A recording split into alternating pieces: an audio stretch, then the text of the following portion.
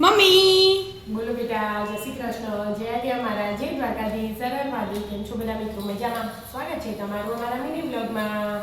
આવી જાઓ મિત્રો, ચા અને ભાખરી ખાવા. ગરમ ગરમ ભાખરી બરોબર. અને ગરમ ગરમ ચા. બોલો પપ્પા. બોલો.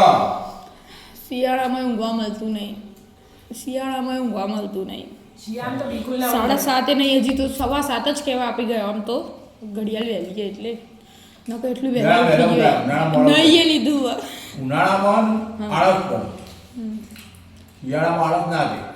અરે શિયાળામાં જ વધારે આળસ આવે. અમન તો ઉનાળામાં આળસ કરે. તમે કામ કરું ગમે ના ગરમી લાગતી હોય તો છે જ નહીં. ઉનાળામાં ઠંડી લાગતી હોય તો ઓઢી ઊંઘી જ જવાનું.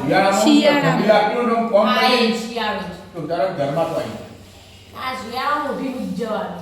ઈમ થાય. ભગવાન કઈ થાય. તારા આવું બરાબર. ઊંધી સિસ્ટમ. તું તો પ્રાણી જ અલગ વિદ્યા. શિયાળો કે જ કહેવાય મનુષ્ય પહેલા પ્રાણી જ પ્રાણી. મનુષ્ય પ્રાણી. શ્યામભાઈ ના આજે એમ હોય એની પાછી નહીં બોલવાની ચાહીએ. પ્રવાસ જવું અમારે ટ્યુશનમાંથી પ્રવાસ રાખી. 7માં ભણે પ્રવાસ જવું. મમ્મી જો તમે અમને ચોય ને તો મોકલે 7માં તો ના જવા હજી ને એનો હોય એટલે. પણ હવે જીદ આ ઉપર નવમાં જીદ દસમામાં આવો ને કરી એટલે થોડા મોટા થાય.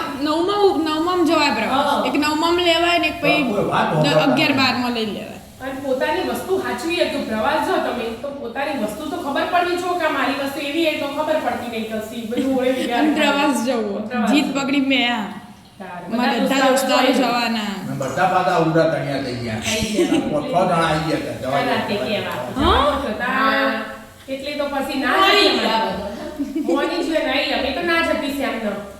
પહેલા તો આપણે ના જ પાડી હતી હા કે ના આપણે હાલ નહીં 2 વર્ષ પછી જજે તું તાર. પણ એનો છોકરો એટલે 13 દિવસનું સરના હવાથી લે છે મોજે પાછો ગયો.